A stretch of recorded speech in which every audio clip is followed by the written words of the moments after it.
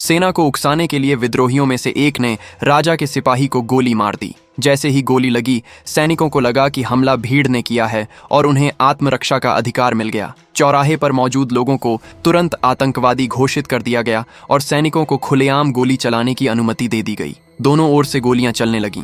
आम जनता में छिपे विद्रोही अपनी रक्षा में पलटवार करने को मजबूर हो गए। हालांकि उनकी गोलीबारी की ट्रेनिंग उतनी बेहतर नहीं थी, लेकिन उन्हें आधुनिक हथियारों का फायदा था। दोनों पक्षों के पास ट्रेंड आर्मी थी, लेकिन सबसे खतरनाक थे वे स्नाइपर, जो छतों पर छिपे थे और आम नागरिकों को ही निशाना बना रहे थे। जितना ज्यादा विद्रोह होगा, साम्राज्य को उतना ही इस ग्रह पर कब्जे का मजबूत बहाना मिलेगा, ताकि वो इस ग्रह की बेशकीमती धातुओं की खुदाई कर सके। लेकिन एंडो अपना असली मिशन नहीं भूला था। वह चुपचाप अपनी राइफल असेंबल कर रहा था। उसका लक्ष्य था साम्राज्य के एक उच्च अधिकारी को खत्म करना। मगर सामने कई रुकावटें थीं, जिससे उसे साफ निशाना नहीं मिल पा रहा था। इसी बीच साम्राज्य ने अपने रोबोटों की टुकड़ी मैदान में उतार दी, जिन पर सामान्य गोलियों का कोई असर नहीं हो रहा था। उनके पास कोई खास हथियार नहीं थे, लेकिन उनके लोहे के मुक्कों से वो इंसानों की जान आराम से ले सकते थे। इस अफरा तफरी में एंडो को आखिरकार कमांडर पर निशाना साधने का मौका मिल गया, लेकिन तभी एक आदमी ने उस पर हमला कर दिया और दोनों के बीच भिड़ंत शुरू हो गई। उस हमलावर ने जैसे ही एंडो को खत्म करने की कोशिश की,